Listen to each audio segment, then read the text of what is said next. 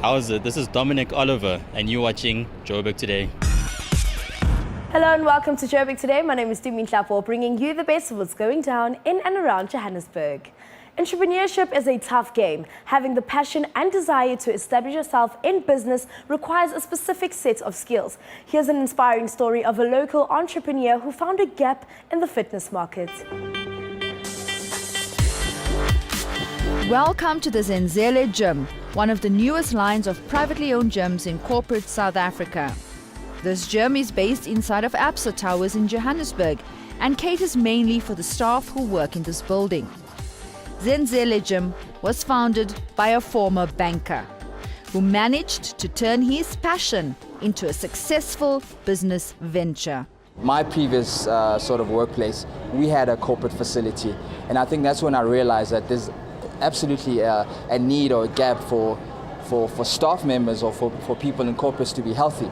Most of these people are breadwinners, and there's a real return on investment by making sure that staff members or people working in corporates are healthy. And I think that the trend is actually starting to build up where companies are starting to realize that investing in your staff and making them healthy to live longer, there's obviously all the pluses: productivity, engagement, people are more happy, absenteeism drops. So the stats do show that when there is a wellness engagement within an organization, there's an improvement, and there's actually a physical monetary return on investment to the corporation. Running a business is like running on the treadmill in many ways. It requires discipline, focus and commitment to the end result, even if that means waking up at the crack of dawn to get to gym in time. But running a business is a lot more complex than running on a treadmill. It does require a certain level of skill and knowledge. Thankfully in South Africa there are quite a number of entrepreneurship programs available, so it's definitely worth a shot. It almost took me about 5 years to ultimately get into the space. The right timing, obviously getting the right startup capital, and getting the right infrastructure to run a top-class wellness business, and giving this type of offering to corporates. Tumi did get some help from an organization called Awetu.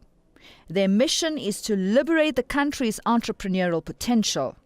Now here's how they're doing it. At Awetu we've got a simple process. It's actually based on an equation. We like maths quite a lot here, so it's ideas plus people plus capital plus Awetu process equals successful venture. And you can really apply that in any of our 4 businesses. And so what we're saying is that the process of entrepreneurship is not magic. It's not this idea. I think it's sold a lot all over the world as this magical thing where you get your Richard Bransons or your Steve Jobs and they come with this once-in-a-lifetime idea and they're a once-in-a-lifetime person, and then you get $1 billion company. But that's not that's not the reality of small business. Small business can be broken down much more into component parts. There are characteristics of success in people, characteristics of success in ideas. You need cash for the most part, you need other resources, and that's where our process comes in. And if you put those things together in an intelligent way and you get it right, you're going to develop successful small businesses. Rashida Mohammed for Joburg Today. Hi, I'm Jen Su and you're watching Joburg Today. Like us on Facebook, joburgtoday.tv, and follow us on Twitter @Joburg Today. An important consideration when you're in business is to understand the local economy. Not only does this help make sound investment decisions, but it also helps strategically plan your way forward for challenges. The South African economy was dragged down in 2016 by high political uncertainty, weak global demand, a drought that impacted severely on inflation, and a lack of structural reform. So what's on the cards for 2017? Going forward into this year, it looks a slight bit better. I say a slight bit better, nothing to get too excited about, but we're looking at growth perhaps nearer or just above 1% this year. And there's 2 key factors driving that expectation. The first is that it looks like the drought conditions are being at least in part alleviated. That's good for agriculture, so we should see some sort of agriculture rebound this year, which would contribute something to GDP growth, which it didn't last year. And then the mining sector may also fare a little bit better because we have had some recovery in the global economy, and with that, higher mining commodity prices. So that could be good for our mining exports and our mining sector, and a part of manufacturing as well. But we don't get too excited because South Africa does have its myriad of structural problems. High levels of household debt still, even though they have been coming down, prevent the consumer from responding sharply, aggressively with their spending anytime soon. And confidence-wise, the country is a bit in the doldrums with a fair amount of political uncertainty. We do have the party conference at the end of this year, which could add to that uncertainty and the investor jitters. So there are a couple of negatives too, along with our longer-term problems such as our unequal skills distribution, which really constrains economic growth. As you've just heard, 2017 is expected to be slightly better, but with a weak growth outlook of 1%, recovery will be slow. Also, over the last 2 years, there's been increasing concerns over sovereign downgrades of the local economy, and those concerns are justified because should that become a reality, there would be huge repercussions for all participants of this economy. Now, the rhetoric around these concerns will flare up again in 2017, and that's because the economy is still not yet out of the woods. Key on the agenda would be the fiscal situation. How is government containing its fiscal deficit and arresting this rise in its debt burden? I think that's a crucial one at the moment.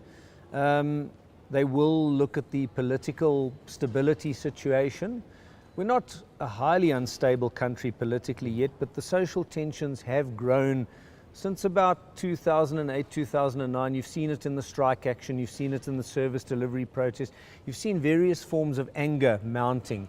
And that has been a concern. It's happened.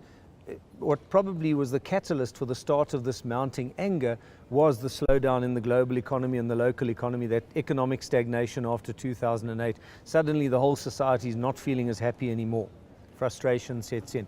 So that's always a key. They will be looking at that on an ongoing basis, I believe. And of course, the thing that fuels that, as I've said, is growth. So the growth performance of the country, very important.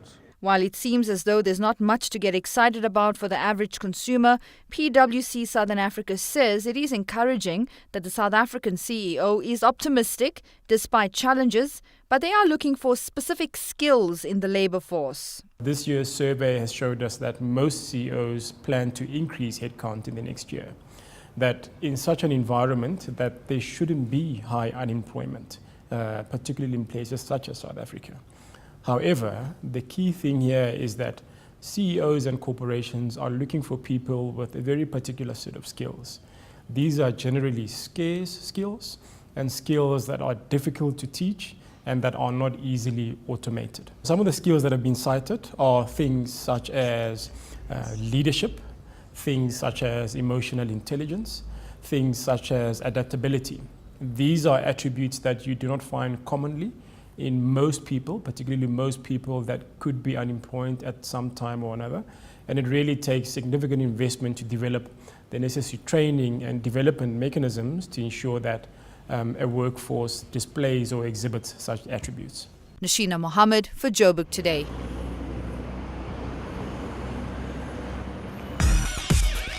That's all we have on the business side of things for today, but for more on the city, do check out our playlist.